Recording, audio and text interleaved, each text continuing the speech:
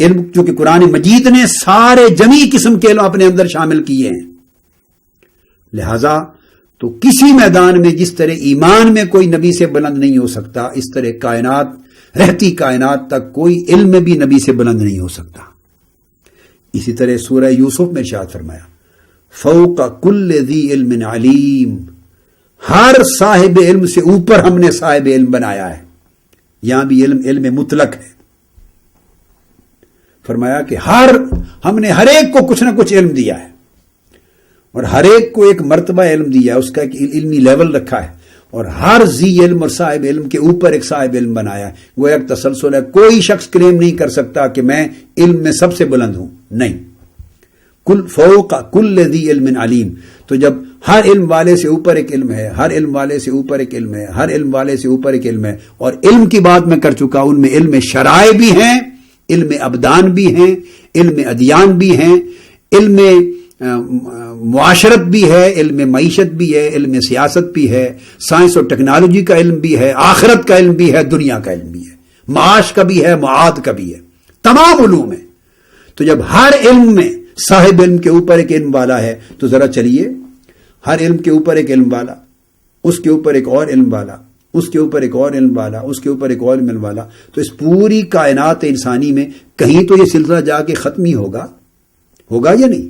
And لیس تو ہو نہیں سکتا، ایور لاسٹنگ تو نہیں ہو سکتا نا، کیونکہ پھر ایک مخلوق کی حد کہیں ختم ہوگی، اور اس سے اوپر فقط خالق کا علم ہوگا، جس کے برابر کسی کا علم نہیں ہو سکتا، نہ کسی نبی کا، نہ کسی رسول کا، حتیٰ کہ حضور علیہ الصلوۃ والسلام کا علم بھی علم الہی اور علم خالق کے برابر نہیں ہو سکتا، معاذ اللہ۔ بلکہ حضور کے جمی علم کو اللہ بلا تشبیہ اور بلا مثال، اللہ کے علم کی تو مثال بھی نہیں دے سکتے، مگر اللہ کے علم کو اگر 7 سمندر سمجھ لیا جائے تو حضور علیہ السلام کا وہ جمی علم جس کے سامنے ساری کائناتوں کی وسعتیں ایک ذرہ بن جاتی ہیں، وہ وسیع علم بھی علم الہی کے مقابلے میں ایک سمندر کا ایک قطرہ بھی نہیں بنتا، ایک قطرے سے بھی کمتر ہے۔ یہ اس لیے کہہ رہا ہوں کہ نبی مخلوق ہیں، ان کا علم اپنی تمام تر وسعت میں ساری کائناتوں پر حاوی ہو سکتا ہے اور ہے، کل مخلوقات پر محیط ہے اور ہے، ابتدائے کائنات سے انتہائے کائنات کے سارے زمانوں پر محیط ہے اور ہے، کل ہے حضور کا علم، علم کلی ہے، مگر عالم خلق میں، مخلوقات کے دائرے میں جب اس کا موازنہ کوئی اگر علم خالق سے کرنا چاہے، جو نہیں کیا جا سکتا، شریعت میں کفر ہوگا، اگر کرنا چاہے تو سمجھنے کے لیے یہ سمجھ لیں کہ پھر وہ ایک رتی کے کروڑویں حصے کا موازنہ بھی نہیں ہوگا، سمندر میں ایک قطرے کے کروڑویں حصے کے برابر بھی علم نبوت، علم الہی کے برابر نہیں ہوگا، وہاں موازنہ ہی نہیں ہے، کیونکہ علم خالق اس کی شان کے لائق ہے، علم مخلوق اس کی شان کے لائق ہے۔ ہاں، حضور کو علم دیا، ما کان و ما یکون پر حاوی کیا، تو ما کان بھی ایک حد ہے عالم خلق میں، اور ما یکون بھی ایک حد ہے عالم خلق میں۔ جب ما کان و ما یکون ساری کائنات کا، ساری موجودات کا سارا علم حضور کے علم کے تابع ہو گیا، اور حضور کا علم ہر کائنات کے ہر وجود پر حاوی ہو گیا، ما کان و ما یکون کے سارے علم پر محیط ہو کر علم کل تو ہو گیا باعتبار کائنات، باعتبار مخلوقات، مگر اس کی نسبت جب علم خالق کی طرف کی گئی تو وہ جز بھی نہ رہا علم خالق کے سامنے، پھر خالق کے علم کے مقابلے میں جزئی علم بن جاتا ہے، بعض علم بنتا ہے۔ خالق کے علم کے لیے حضور کا علم بعض علم بنا، مگر مخلوق کے علم کے مقابلے میں کل علم بنا۔ یہ بحث بھی مفت میں گورکھ دھندا بعض لوگوں نے بنا رکھا ہے، کلی علم ہے اور کلی نہیں، جزئی علم ہے، بعض علم ہے اور کل نہیں ہے۔ یہ بعض اور کل دونوں اضافی ٹرمز ہیں، یاد رکھ لیں، یہ حقیقت مطلق نہیں ہے، اضافی ٹرمز ہیں، ریلیونٹ ہیں، ریلیٹو ٹرمز ہیں۔ ایک ہی چیز کسی دوسرے کی نسبت میں کل ہوتی ہے، کسی اور کی نسبت میں جز اور بعض ہوتی ہے۔ یعنی ہمارا ایک اپنا آرگن ہے، کوئی دل لے لیں تو انسان کی پوری باڈی کے لیے وہ جو دل ہے یا جگر ہے یا گردہ ہے یا آنکھ ہے، تو پوری باڈی کے اعتبار سے وہ آپ کہہ لیجئے کہ وہ ایک جز ہے، مگر اب اس دل کو جب اس کے اندر جو کچھ ہے اس کے ساتھ موازنہ کرتے ہیں تو اس کے لیے کل ہو جاتا ہے۔ انسان اپنے اعضاء کے لیے کل ہے، مگر کائنات کے اندر ایک بعض ہے، جز ہے۔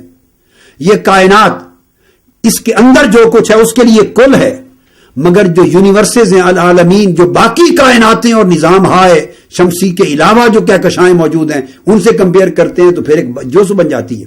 ہر چیز اپنے سے بڑے کے لیے ایک بعض اور جز کہلاتی ہے، اور جو کچھ اس کے اندر کنٹینڈ ہے، داخل ہے، اس کے لیے وہ کل ہوتی ہے.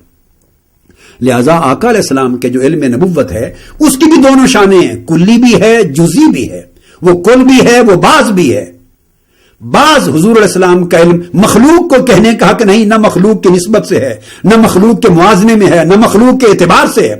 جب پورے عالم خلق کی بات کرتے ہیں، عالم خلق کی، جب ازل سے ابد تک ساری کائنات کی بات کرتے ہیں، جب ما کانا کی حد سے لے کر ما یکون کی آخری حد تک بات کرتے ہیں، جب پست و بالا کل موجودات عالم کی بات کرتے ہیں، تو یہ سب کچھ حضور کے علم کے اندر ہے.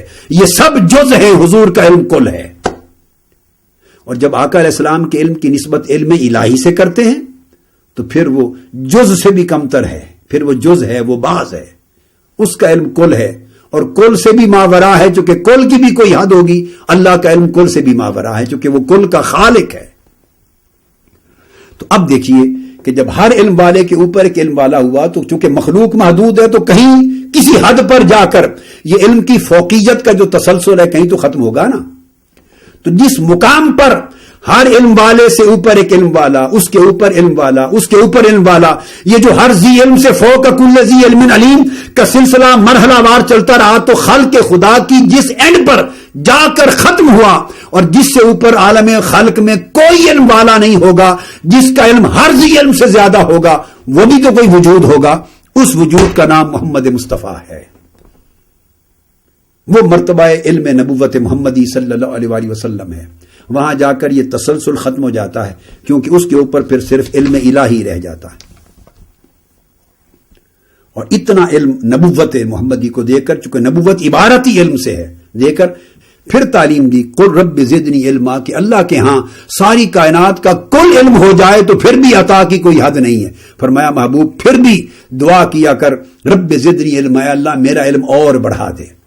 یعنی ساری کائناتوں پر محیط تو ہو گیا، عالم خلق کے اعتبار سے تو کل بن گیا میرا علم، مگر تیرے خزانے میں تو ابھی بھی کمی نہیں کہ تو کئی کل بنا سکتا ہے.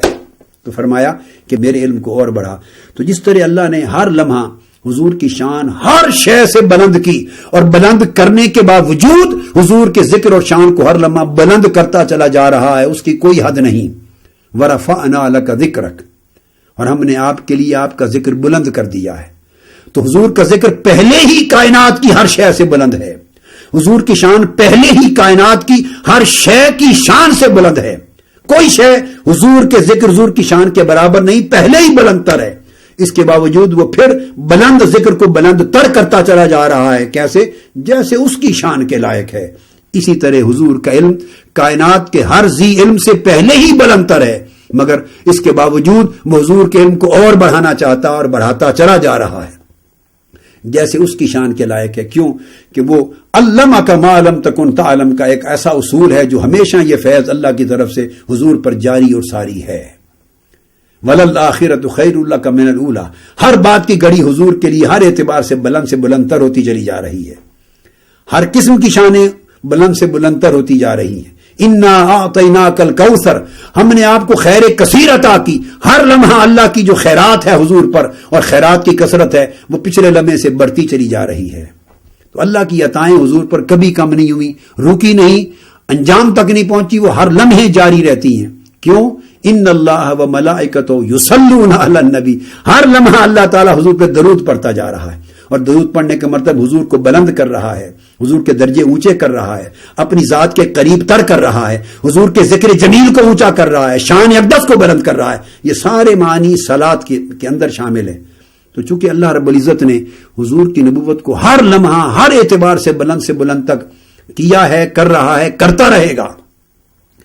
اسی طرح علم نبوت محمدی بھی اللہ رب العزت نے سب سے بڑھ کر دیا، دے رہا ہے، دیتا رہے گا. اس کی نہ حد کوئی پہلے تھی نہ کوئی آگے ہوگی، اور یہ اس کا ادراک اور اس کا احاطہ بھی انسان نہیں کر سکتا.